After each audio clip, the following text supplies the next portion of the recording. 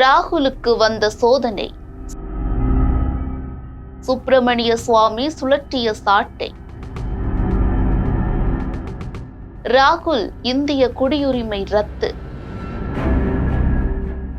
ஆதாரங்களுடன் சுப்பிரமணிய சுவாமி. சிக்கலில் ராகுல். சுப்பிரமணிய சுவாமி விட்ட புது அஸ்திரம்.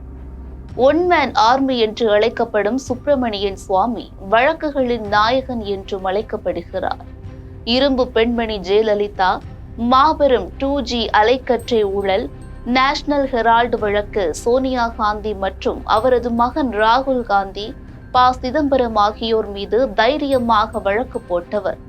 அது மட்டுமல்லாமல் அவ்வப்போது சர்ச்சை பேச்சுகள் பேசுவதிலும் வல்லவரான சுப்பிரமணியன் சுவாமி தற்போது மீண்டும் ராகுல் காந்தி குடியுரிமை குறித்து வழக்கு ஒன்றை தாக்கல் செய்துள்ளார். இது குறித்து ஜெம் தொலைக்காட்சி வழங்கும் செய்தி தொகுப்பு இது. முன்னாள் முதல்வர் ஜெயலலிதாவை பரப்பன் அக்ரஹார சிறைக்கும் ராசா எம்பியை திகார் சிறைக்கும் அனுப்பிய பெருமை இவரையே சாரும். ராகுல் காந்தியின் இந்திய குடியுரிமையை ரத்து செய்வது தொடர்பாக பாஜக மூத்த தலைவர் சுப்பிரமணியன் சுவாமி டெல்லி உயர்நீதிமன்றத்தில் பொதுநல வழக்கு தொடுத்துள்ளார்.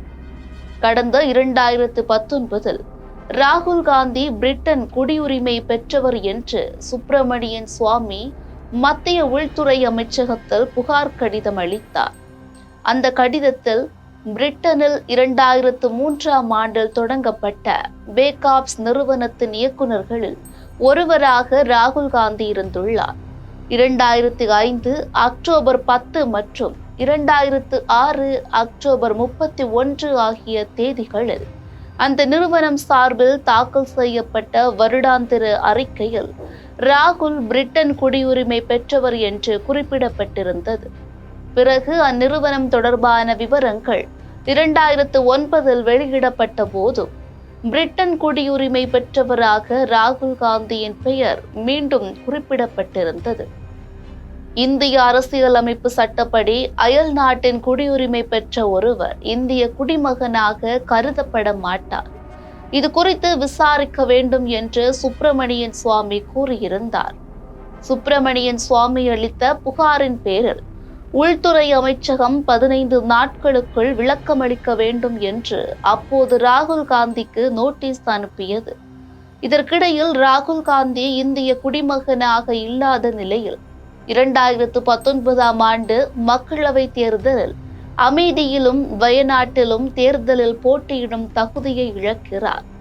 எனவே உச்சநீதிமன்றம் இதில் தலையிடக் கோரி 2 தனி நபர்கள் தரப்பில் மனு தாக்கல் செய்யப்பட்டது குறிப்பிடத்தக்கது. இந்த வழக்கை விசாரித்த உச்சநீதிமன்றம் ஏதோ ஒரு நிறுவனம் ஒருவர் பிரிட்டன் குடிமகன் என்று கூறினால் அதற்காக அவரை பிரிட்டன் குடியுரிமை பெற்றவராக கருத முடியாது, போதிய ஆதாரங்கள் இல்லாததால் இந்த குற்றச்சாட்டு செல்லாது என்று தள்ளுபடி செய்து உத்தரவிட்டது.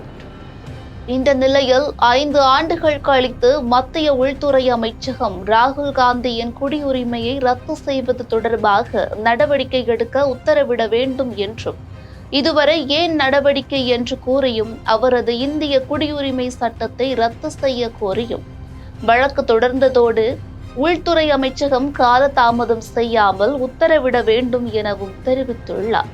சுப்பிரமணிய சுவாமியின் சார்பில் அவரது உதவியாளரும் வழக்கறிஞருமான சத்ய சபர்வால் வழக்கு தொடுத்துள்ளார்.